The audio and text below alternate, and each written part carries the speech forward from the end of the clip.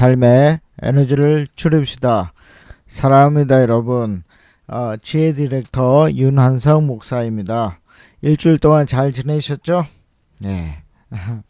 자, 혹시 감기 걸리신 분들은 없으십니까? 태풍 고니가 지나가고 나서 공기가 많이 달라졌습니다. 좀 많이 선선해지고, 하여튼 아침 저녁으로는 굉장히 시원하다는 생각까지 들게 되었습니다. 이제 낮에도 그렇게 특별히 이렇게 따뜻한 바람을 느끼기는 힘든 것 같습니다. 그래서 특히 몸 건강 조심하셔야 되겠죠. 자, 참 재밌습니다. 매년 이루어지는 규칙인데도 이런 변화가 굉장히 좋게 느껴집니다. 그래서 이제 참 어떤 신이 이렇게 우리에게 준 규칙마저도 참 우리에게는 즐겁고 행복한 일로 다가오는 것 같습니다. 또 최근에 이제 제가 등산을 가지 못하고 서점에 자주 가지 않았겠습니까?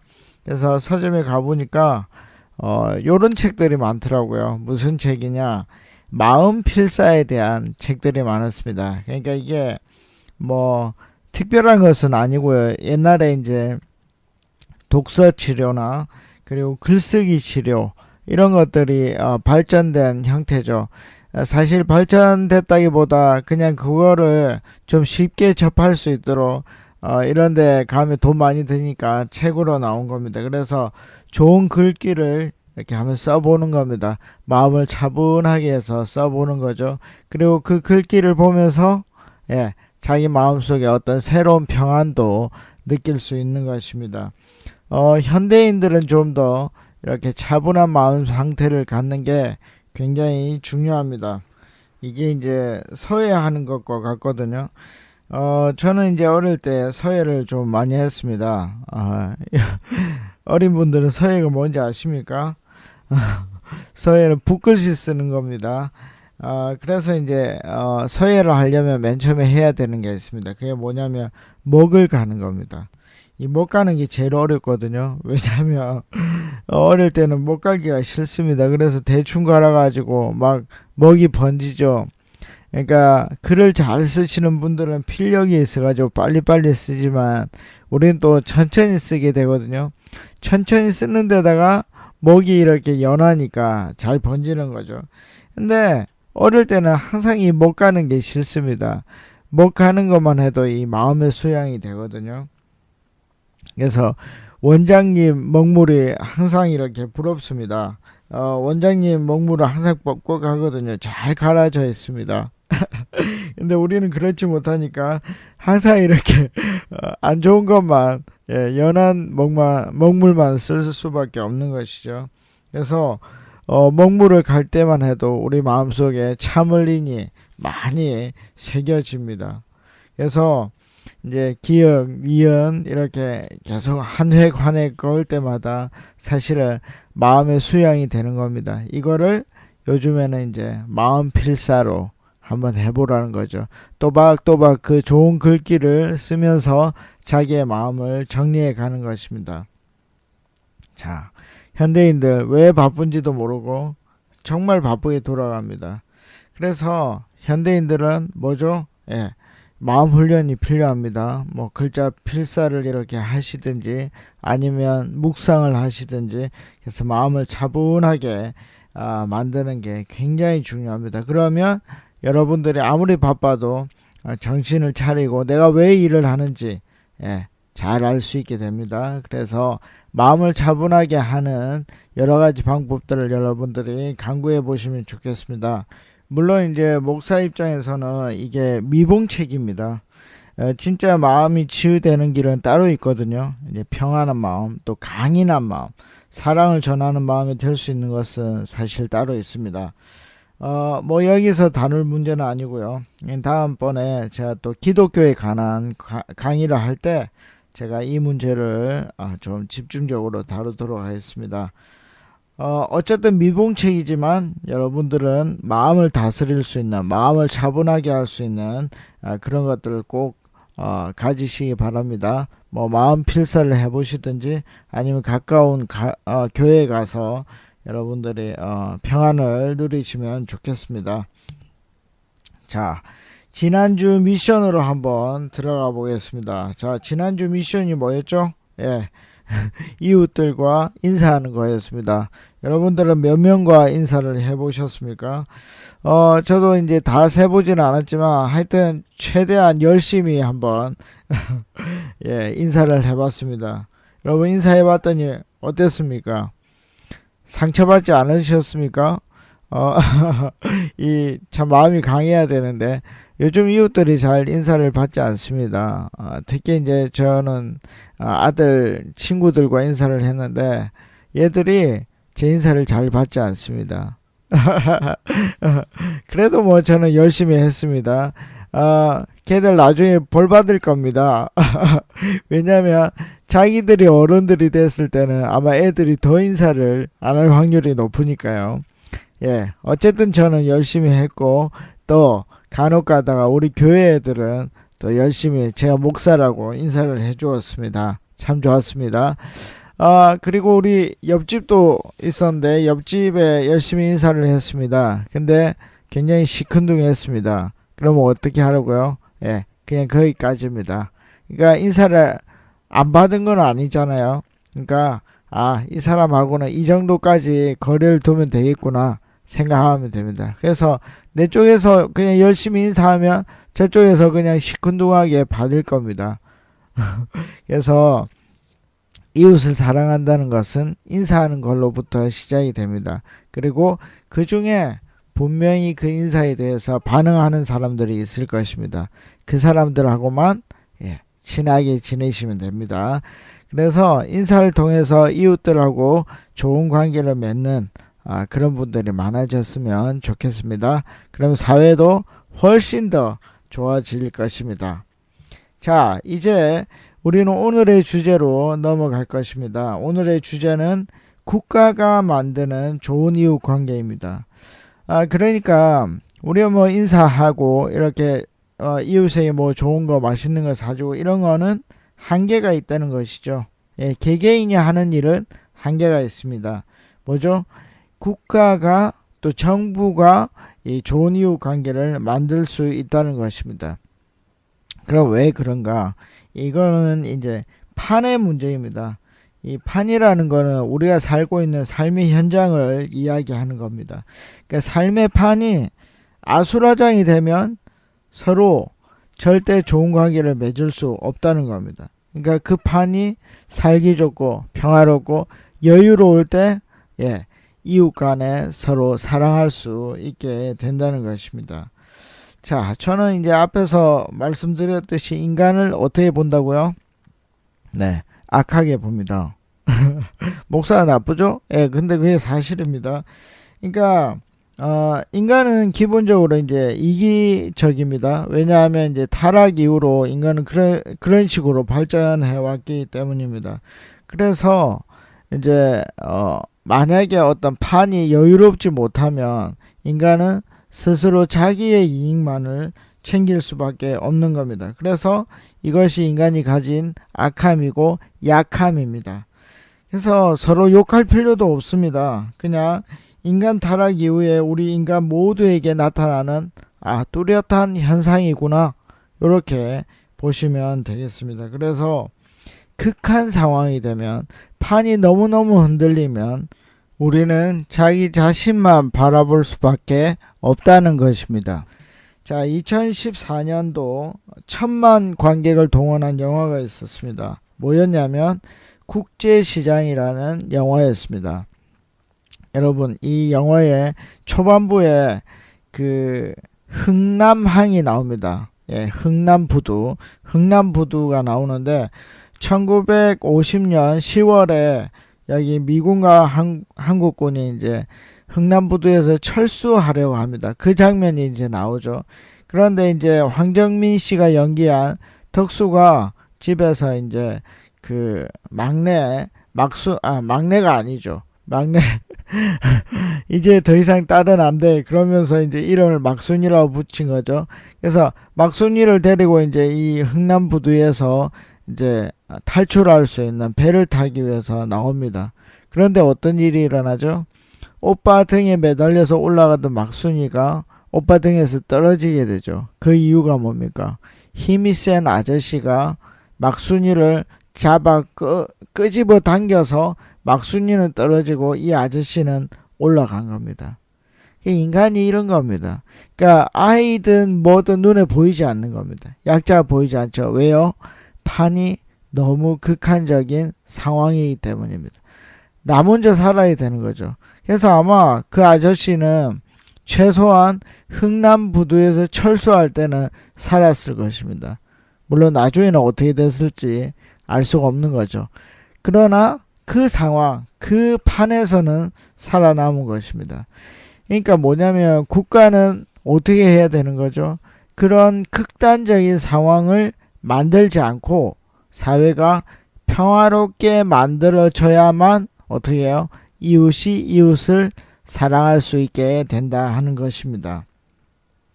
자, 2014년도 10월 14일에 영국 일간지 가디언지에서 이렇게 2014년 크리디스 글로벌 자산 보고서라는 보고서를 인용해서 기사를 하나 실습니다. 그게 뭐냐면 글로벌 자산 상위 1%가 전 세계의 자산의 절반을 가지고 있다는 것입니다.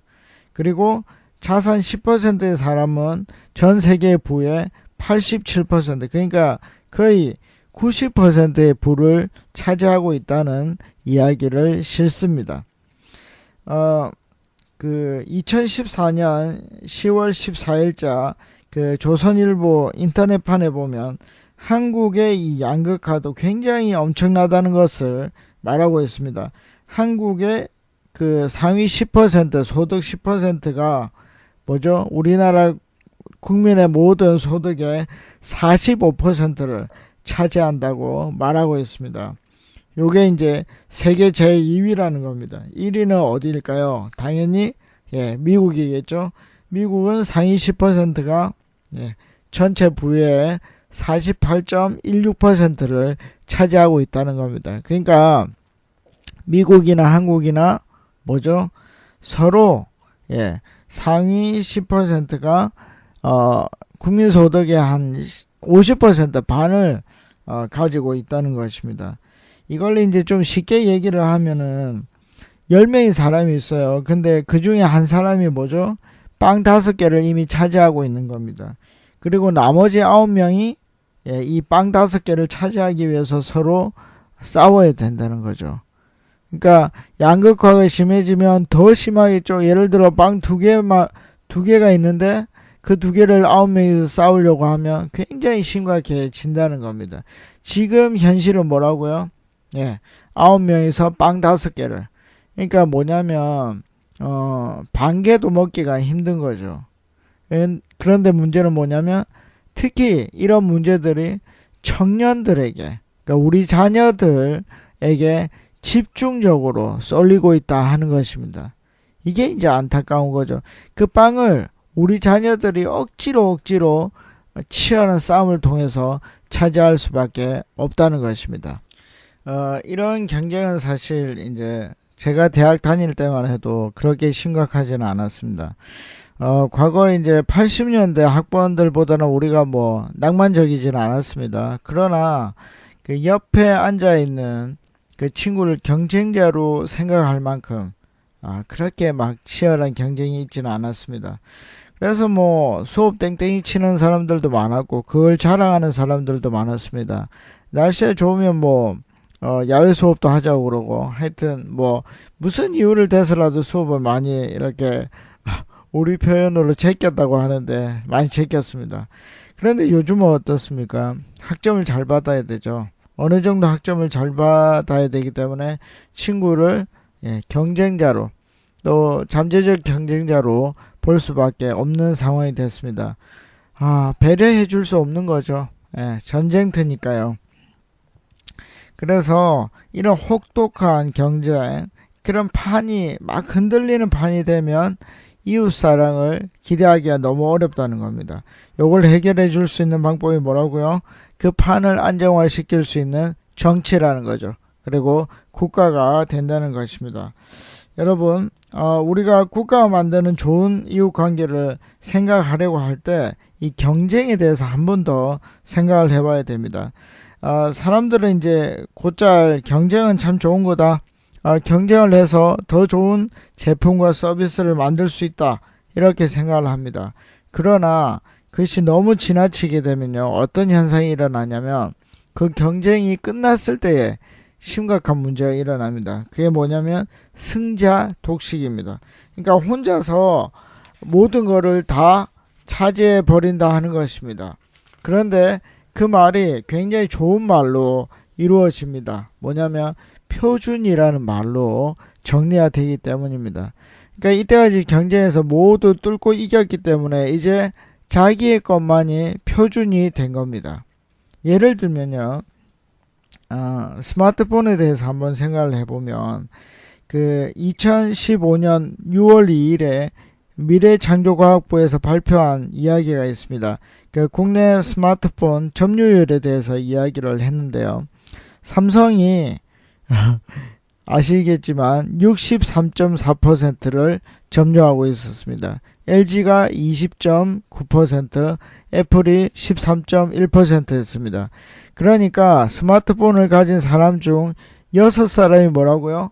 예, 삼성 거를 가지고 있다 하는 것입니다. 그리고 2명만이 LG 거, 그리고 1명만이 애플 거를 가지고 있고 나머지는 이제 여러 다국적 기업 걸 가지고 있는 것입니다. 그러니까 삼성이 뭐죠? 표준이 돼버린 겁니다. 경쟁에서 아주 이겨버린 것입니다. 그러니까 이제는 표준이 가자는 대로 갈 수밖에 없는 겁니다. 이제 끌려다닐 수밖에 없는 거죠. 이런 것들이 여러 군데서 나타나고 있습니다. 대형 유통업체들 아시죠? 무슨 마트. 그래서 대형 마트가 만들어져서 유통시장은 이제 대형 마트가 표준이 돼버렸습니다. 그러니까 전통시장 이런 거는 이제 불편해서 사람들이 갈 수도 없고 그렇게 되었습니다. 그러니까 대형 마트가 정해주는 그 가격이 그냥 그 물건의 가격이 돼버린 겁니다. 여러분 이렇게 된 겁니다. 표준이 정말 표준을 만들어 버린 거죠.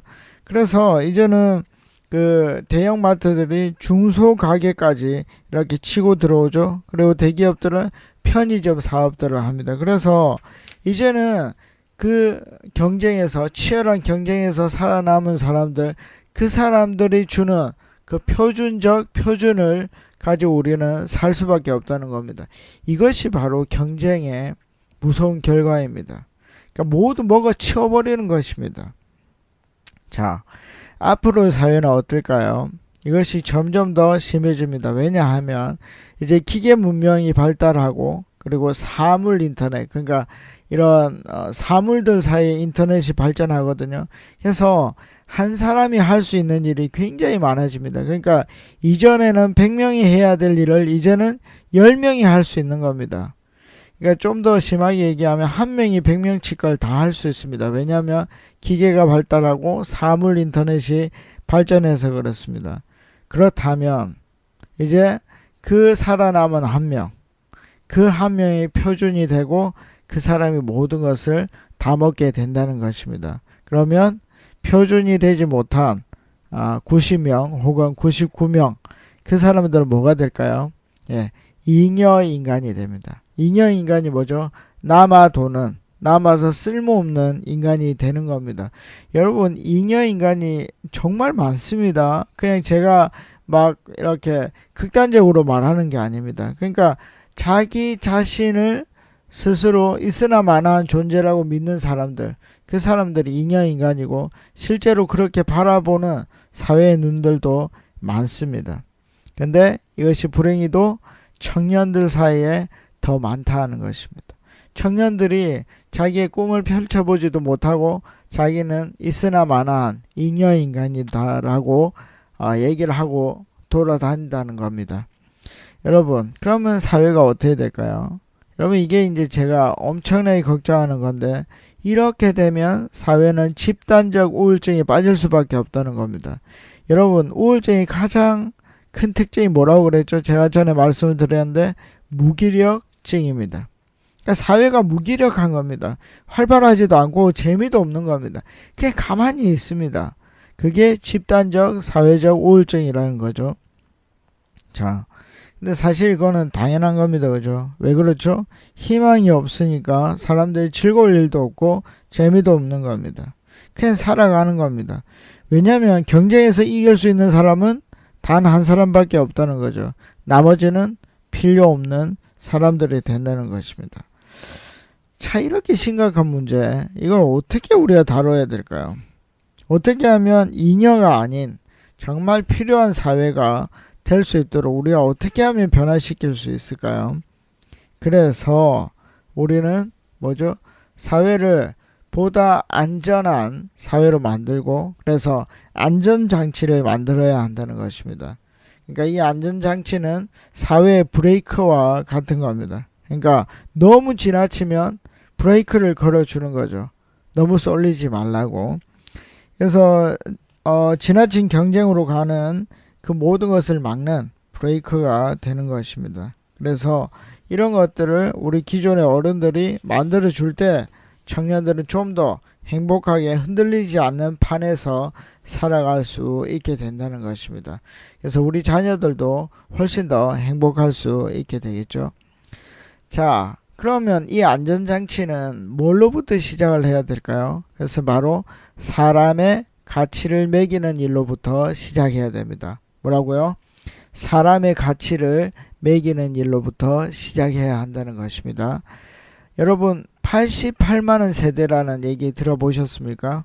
이게 이제 몇 해 전에 우석권 박사라는 분이 청년들의 임금을 두고 한 말입니다. 그러니까 월급이 88만원이라는 이야기입니다. 그러니까 청년들이 일한 대가가 88만원 밖에 되지 않는다는 것입니다. 여러분, 88만원으로 뭘 할 수 있을까요? 요즘 원룸 값이 40만원 정도 된다 합니다. 좋은 원룸이 아닙니다. 그냥 아주 평균적인 원룸이 40, 좋은 거는 60만원씩 한다 합니다. 그러니까 40만원이라 치고 이 사람들이 나머지 48만원으로 할 수 있는 게 뭘까요? 여러분, 없습니다. 그쵸? 예, 그냥 간단히 없습니다. 그래서 이 세대를 삼포 세대라고 합니다. 뭘 포기한 거죠? 연애를 포기한 겁니다. 연애할 돈이 없습니다. 연애를 못하니 결혼할 수도 없겠죠. 예, 전세값만 2억이 넘는 상황에서 집을 마련할 수가 없는 거죠. 그리고 또 어떻게 됩니까? 예, 출산도 할 수 없습니다. 그죠? 겨우 결혼까지 통과한 사람들도 출산을 하는 순간 자기 부인이 돈을 벌 수 없기 때문에 월급이 반토막 나는 거죠. 그러니까 살 수 없게 그렇게 되는 겁니다. 자, 어떻습니까? 자기 자신이 가치 없다고 생각하지 않겠습니까? 예. 아무리 가치 있다고 생각하려고 해도 88만원을 벌고서는 가치 있다고 생각할 수 없는 겁니다. 그렇죠? 그래서 이 안전장치를 생각하기 위해서는 먼저 사람의 가치를 매기는 작업부터 해야 되는 겁니다. 그래야 사회가 살 수 있는 방안을 찾아갈 수 있는 것입니다. 올해 이제 최저임금이 결정됐습니다. 그렇죠? 5,580원으로 결정됐는데 이 노동권에서는 어떻게 했죠? 10,000원을 좀 넘겼으면 좋겠다. 그렇게 했습니다. 근데 그렇게 되지 못했죠. 그래서 결국 5,580원으로 결정이 났습니다. 요걸요, 하루에 8시간 그리고 한 달에 26일을 일한다고 하면 최대값이 116만 640원입니다. 만약에 이제 부부가 번다고 하면 이게 232만 1280원입니다. 그러니까 한 230만원 정도 되는 거죠. 여러분, 살림을 살아본 사람들은 알 겁니다.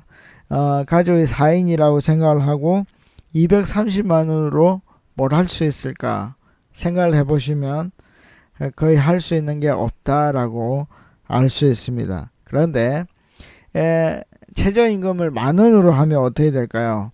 하루 8시간 26일을 일하면 최대 208만원을 벌 수 있고, 만약에 부부가 같이 벌면 416만원을 벌 수가 있습니다. 이 차이는요, 굉장한 겁니다. 엄청난 차이가 나는 것입니다. 여러분, 416만원 정도의 돈이면 그 하버드 교수 제프리 D sak스라는 박사님의 말에 의하면 이것은 발전의 사다리가 될 수 있는 돈입니다. 그러니까 저축을 할 수 있고 더 나은 미래를 위해서 투자할 수 있는 돈이라는 것이죠. 그러니까 발전할 수 있다. 내가 여기 말고 좀 더 나은 곳으로 갈 수 있다라고 생각할 수 있는 돈이 있어야만 그 사람의 가치가 매겨진다는 겁니다. 특별히 자본주의 사회에서는 사람의 가치, 그 사람의 가치를 돈으로 매기는 것이 굉장히 중요하다는 것입니다. 그래야만 그 돈을 받는 사람들이 자신을 가치 있다고 생각한다는 것입니다. 근데 너무 그 돈이 적으면 자신의 가치를 느낄 수 없다는 것이죠. 자, 그러면 우리나라가 그렇게 많은도 줄 수 없을 만큼 가난한 나라인가? 우리는 어느 정도의 나라인가? 한번 보아야 됩니다.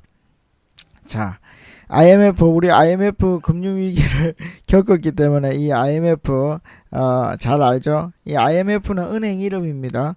이 은행에서 2015년에 발표한 게 있습니다. 한국의 GDP 총생산량이 얼마냐?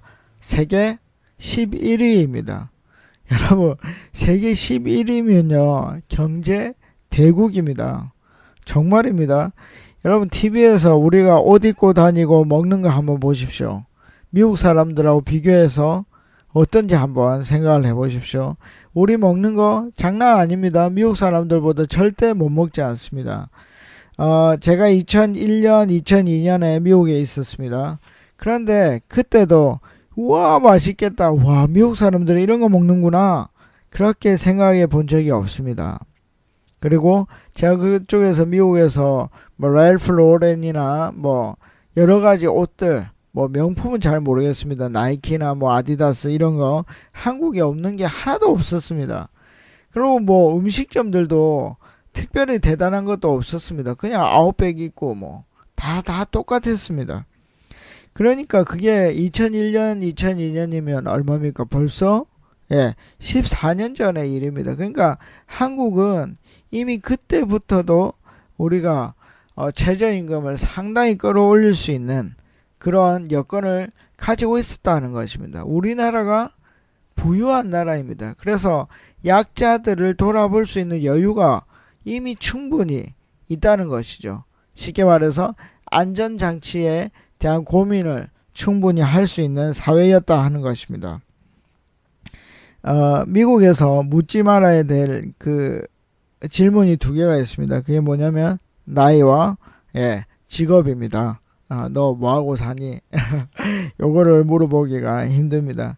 그 미국에서 부두에서 이렇게 하역 작업을 하는 사람들과 우리가 말하는 그 환경미화원들 이런 사람들은 상당한 페이를 받습니다. 월급을 받습니다. 그래서 이런 사람들이 고급 레스토랑에 이렇게 양복을 입고 식사하러 가면 그 사람이 한국에서 노역을 하는 사람인지 환경미화원인지 알 도리가 없을 정도라는 겁니다. 그렇게 상당히 많은 돈을 받는다는 것이죠. 그럼 그 사람들은 어떻게 생각을 할까요? 자기 자신을 가치 있는 존재라고 생각할 수 있는 것입니다. 그래서 직업에 귀천이 없게 되는 거죠.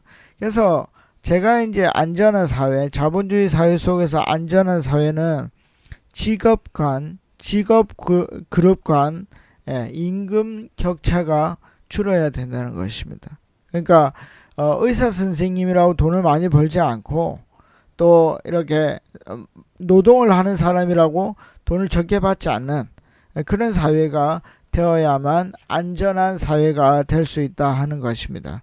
이렇게 되면 자연적으로 좀 부가 이익이 있는데요. 그게 뭐냐면 교육 문제입니다. 한국은요 너무 고비용 저효율의 교육을 하고 있습니다. 그러니까 너무 대학을 많이 가는 거죠. 그러니까 이 문제가 사실은 그 직업 간 임금 격차가 줄어들면 훨씬 더 이 교육 문제가 변화될 수 있다는 것입니다. 직업 간 그 격차가 정말 적은 나라가 있는데요. 이 프랑스입니다. 이 프랑스에서 2013년도 인시라는 단체에서 발표한 게 있습니다. 이 인시는 프랑스 경제조사기관입니다. 여기에서 발표한 바에 의하면 2009년 기준 프랑스 대학 조교수 평균 연봉이 나옵니다. 여러분, 교수님 연봉이 얼마 정도 될 것 같습니까? 제 생각보다 낮지 않습니다. 평균 연봉입니다. 더 많이 받는 사람들도 있겠죠. 3,447만원 정도라고 했습니다. 굉장히 적은 돈입니다. 그렇죠? 한 300만원 정도 받는다는 거죠. 월급으로. 그러면 제조업에 종사하는 직장인은 연봉이 얼마나 될까요? 3,901만원이었습니다. 그러니까 한 50만원에서 40만원 정도 월 더 이렇게 그 제조업에 종사하는 직장인이 더 조교수님보다 더 많이 받는다는 겁니다. 그러니까 프랑스에서는 그 조교수 되기가 쉬울까요? 그러면 그렇지 않습니다. 공부 굉장히 많이 해야 됩니다. 그러니까 어떻게 되겠습니까? 정말 공부하고 싶은 사람만 공부를 하는 겁니다. 그러니까 프랑스 사람들은 어떤 생각을 가지고 있는 거죠? 예, 자기가 공부를 잘해서 돈을 많이 번다는 개념이 아니에요. 자기가 좋으니까 공부를 하는 것이고 내가 좋으니까 제조업에 종사한다는 거예요. 그래서 직업 간에 특별한 돈의 차이가 없다는 거죠. 그러니까 만약 사람들이 저에게 물어본다면 너는 돈을 많이 받는 제조업을 할 거니? 아니면 대학 교수를 하고 공부를 할 거니? 물으면 저는 어떻게 대답하냐면 당연히 저는 머리를 쓰고 생각하고 책을 쓸 수 있는 교수를 할 겁니다. 돈 때문에 제조업에 가지 않습니다. 저는 반복적인 일을 별로 좋아하지 않거든요. 저는 창의적인 일을 훨씬 더 좋아합니다. 그러니까 어떤 문제가 해결되겠습니까? 교육에 대한 문제가 확실하게 해결이 되고 그리고 자기의 달란트에 맞는 일을 할 수 있게 된다는 겁니다. 그래서 사회는 보다 다양해지고 즐거워지고 안정적이 된다는 것입니다. 그러니까 직업 간 이 수입의 차이를 격차를 줄여야 한다는 것입니다. 그래야 사람이 자기의 삶의 가치를 느끼고 재밌게 살 수 있다는 것이죠. 자, 이게 이제 확실하게 안전장치가 되는데요. 이런 안전장치는 돈이 많은 부자들에게도 실제적으로 필요한 것입니다. 예를 들어서 이제 뭐 부자들이 있습니다. 그런데 이분들이 이제 자수성가를 한 거죠. 그러니까 자기는 공부를 잘해서 이제 좋은 대학을 간 겁니다. 예를 들면 뭐 스카이 대학을 간 거죠. 그런데 이제 그분들의 자녀들은 그런 좋은 대학을 가지 못하는 경우를 많이 볼 수 있습니다. 그러니까 뭐 제 친구들 중에서도 이제 강남에서 학원하는 사람들이 있는데 그런 사람들 말을 들어보면 굉장히 그 엄마 아빠들은 공부를 잘해서 지금 이제 부자고 좋은 직장을 가지고 있는 사람들인데 그 아이들은 실제적으로 그 엄마 아빠만큼 따라가지를 못하는 거죠. 그러니까 어떻게 되겠습니까? 좋지 못한 대학을 가게 되고 그 아이들이 실제적으로 엄마 아빠만큼의 좋은 직장을 못 얻는 거죠. 그래서 그 사람들도 이런 안전장치가 필요한 것입니다.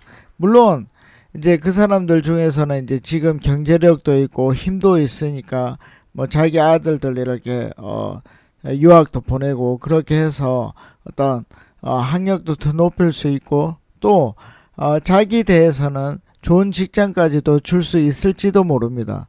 그러나 한 세대만 더 한번 넘어가 봅시다.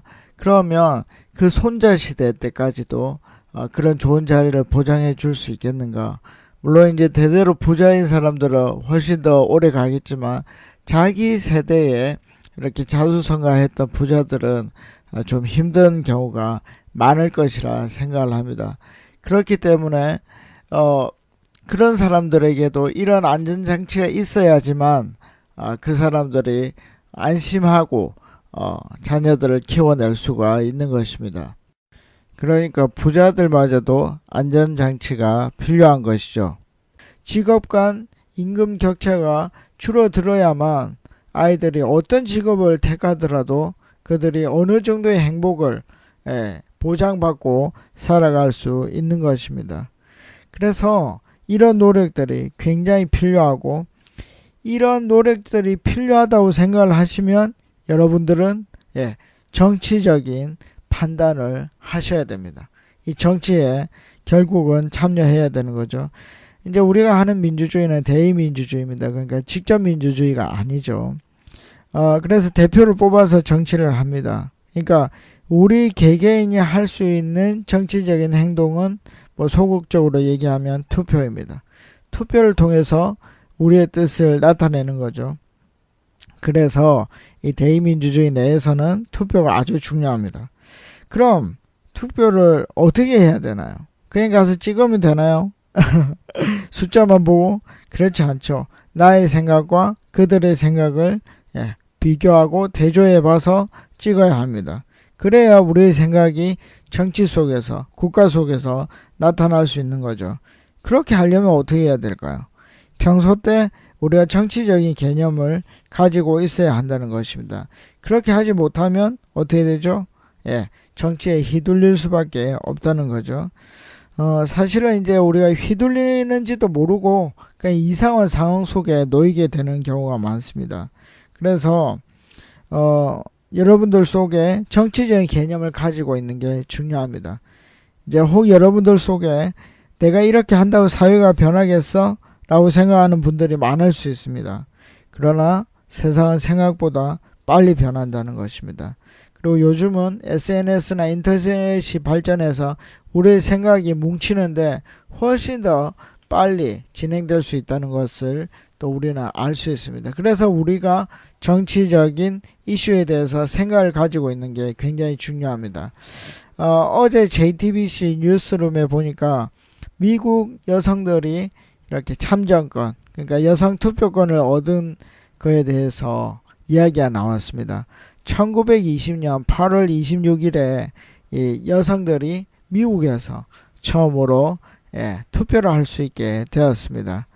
여러분, 그런데요, 이게 물론 이제 그전에도 많이 노력했겠지만 실제적인 노력은 얼마 되지 않았습니다. 무슨 얘기냐면 이 일을 위해서 여성들이 백악관 앞에서 침묵 시위를 합니다.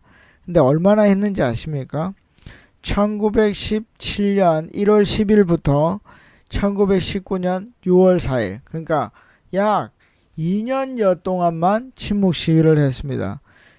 그 2년 동안 참여한 사람들이 2년 만에 정말 참정권이 생길 거라고 생각이나 했겠습니까?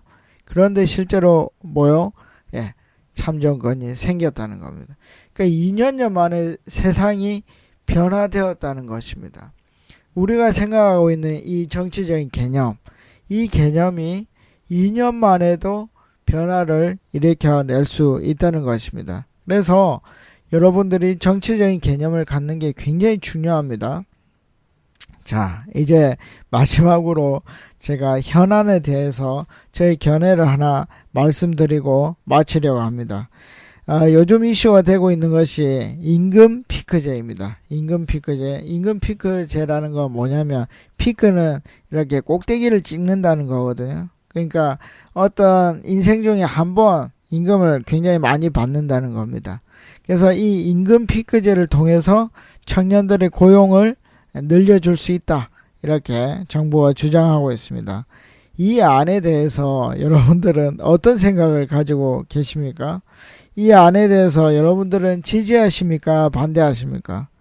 여러분들의 생각이 있어야 됩니다. 그 생각이 있어야만 사회가 변할 수 있는 것이죠. 제가 참고가 되라고 임금 피크제의 취지에 대해서 좀 말씀을 드리겠습니다. 이 임금 피크제는 크게 봐서 두 가지 취지가 있습니다. 그러니까 예를 들면 원래 정년이 만 55세까지예요. 근데 나는 돈을 좀 적게 받아도 좋으니까 62세까지 좀 일했으면 좋겠다. 그래서 더 이상 호봉을 올리지 않고 오히려 임금을 삭감해서 62세까지 이렇게 돈을 버는 거, 일을 하면서 돈을 버는 거죠. 그래서 일본 같은 경우에는 이 임금 피크제를 잘해서 70세까지도 이렇게 일하는 사람들이 많습니다. 두 번째는요, 연봉 최고치를 그러니까 미리 받는 겁니다. 그러니까 60세 이후에 이제 돈을 제일 많이 받을 건데 그렇게 하지 말고 한 45세하고 55세 사이에 그때 받을 많은 돈을 받는 겁니다. 예를 들면 60대 때 600만 원을 월급으로 받으면 그걸 45세 때 미리 600만 원을 받는 겁니다. 그 이유는 뭐죠? 예, 아이들이 대학을 가고 또 결혼을 하는 시기가 그때라는 거죠. 그래서 그때 돈을 많이 받는 겁니다. 그래서 임금 피크제를 하고 나중에는 돈을 좀 적게 받는 거죠. 왜냐하면 큰 일들이 다 마무리됐으니까요. 근데 문제는 뭐죠? 이 일에서 월급의 변동이 있는 건 아니라는 겁니다. 그러니까 고용주 입장에서는 월급이 감소해서 또 어떤 한 사람을 뽑을 수 있는 거는 아니라는 것이죠. 두 경우 다. 그래서 이 임금 피크제에서 나타날 수 있는 큰 두 가지 문제점이 있습니다. 뭐냐면 임금 피크제는 정년을 늘린다는 겁니다. 그러니까 나이 많은 사람들이 더 안정적으로 일할 수 있다는 거죠. 두 번째는 뭐죠? 임금 피크제는 연봉이나 월급을 줄이는 게 아니다. 그래서 그 사람이 월급을 줄여서 다른 젊은 사람을 쓸 수 있는 제도가 아니라는 것입니다. 자, 그렇다면 과연 이것이 청년들 고용하는데 도움이 되겠습니까? 이 고용의 유연성을 줄 수 있겠습니까? 쉽지 않다는 것입니다. 제가 알고 있는 바로는 임금 피크제는 이런 겁니다. 그래서 저는 이 임금 피크제가 청년 고용에 별로 도움이 되지 않을 거라고 생각을 하고 있습니다. 혹시 제가 잘못된 생각을 가지고 있으시면 여러분들이 저에게 말씀을 해주시면 좋겠습니다. 그럼 제가 참고하도록 하겠습니다. 차라리 제가 볼 때는 일자리 쉐어링, 그러니까 일자리를 그러니까 자기 일하는 시간을 줄여서 일자리를 쉐어링하는 겁니다. 그리고 워렌 버핏 같이 이렇게 부유세를 그러니까 상위 1%나 0.1%에게 부유세를 물려서 사회 안전 장치를 마련하고 그리고 또 뭐죠? 정부가 돈이 많으니까 산업에 이렇게 좀 적극적으로 개입해서 일자리를 늘리는 기업에게 더 많은 혜택을 주는 겁니다. 그렇게 해서 젊은이들을 채용하는 것이 훨씬 더 효율적이 아닐까 하는 생각을 저는 가지고 있는 것입니다.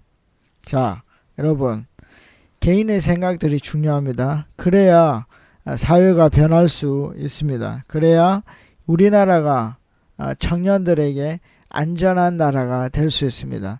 안전한 나라가 되면 어떻게 된다고요? 서로를 배려해 줄 수 있게 되는 거죠.